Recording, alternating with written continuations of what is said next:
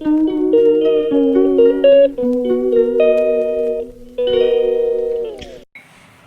My YouTube family, कैसे हैं आप सब। स्वागत है आपका मेरे YouTube channel Kriyansh and mom blog में। तो आज है वेंसडे और आई होप आप सब ठीक होंगे। मैं भी ठीक हूँ। देखो क्रियांश मेरे बाल के साथ क्या किया। ये तो मेरा बाल का कवारा निकाले रहता है, पता नहीं क्या क्या करता है, मुंह में रखता है, जो मन हो वो करते हैं। यहाँ पे आप देखो क्रियांश क्या कर रहा है।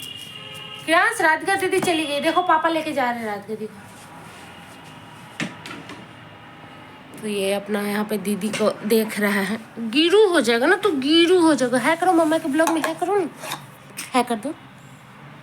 हाय कर दो, हाय मम्मा कर दो, हाय। कैसे दे दे तुमको हम। तो आज वो कर रहे हैं क्रियांश के पापा पूजा, जो मैं आप लोग के साथ शेयर कर रही हूँ। आज का बहुत मिनी ब्लॉग जाएगा मेरा, मुश्किल से 4 या 5 मिनट्स का। तो प्लीज़ आप लोग देखो, एंजॉय करो और मिलती हूँ मैं आपसे फिर नए ब्लॉग के साथ। तब तक के लिए राधे राधे, श्री हरिवंश।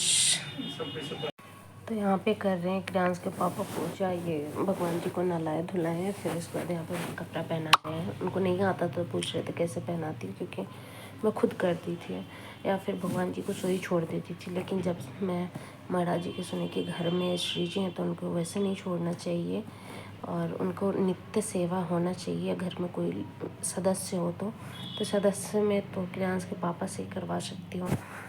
तो यहाँ पे मैं उनको बोल रही थी कि आप ऐसे वेयर कराओ कपड़ा श्री जी को, राधू को, और वो सॉरी श्री जी बोल रही हूँ, कान्हा जी को, राधू को। तो वो सबको आराम से पहना रहे थे। और नीचे का जो आसनी होता है उसको हम चेंज वीक में एक बार करते हैं, हर दिन नहीं करते हैं। क्योंकि सच बताओ तो मेरे पास अभी उतने कपड़े नहीं हैं, मुझे और ख़रीद के लाना है पेटीकोट का कपड़ा जो मैं लाती हूँ नीचे बिछाने के लिए, क्योंकि वो प्योर कॉटन होती है। तो फिर यहाँ पे वो सारे भगवान जी को पहना रहे थे और यहाँ पे वो पहनाए थे इष्णा प्रिया को उल्टा।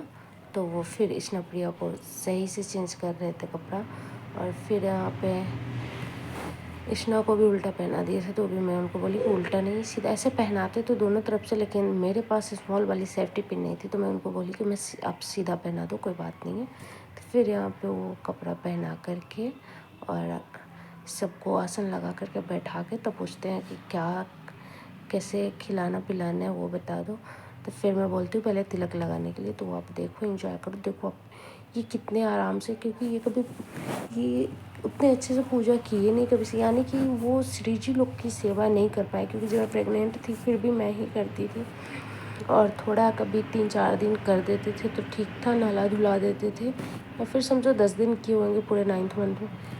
और उसके बाद यहाँ पे तिलक लगा रहे हैं और सारे भगवान जी को तिलक लगाते हैं। मैं वहाँ पे बोलती भी हूँ और पीछे से क्रियांश बैकग्राउंड म्यूजिक दे रहा है। देखो वो क्या कर रहा है, वहाँ से झाँक झाँक के देख रहा है, क्योंकि उसको लग रहा है कि पापा राधिका दी की पूजा करें। क्योंकि ये जब से होश संभाला है तब से देखा मम्मा को ही करते था। जो देख रहा था कि मतलब पापा कैसे कर रहे हैं, मुझे भी करना है। तो मैं उसे समझा रही थी कि बेटा पापा को आज करने दो, आप बाद में कर लेना।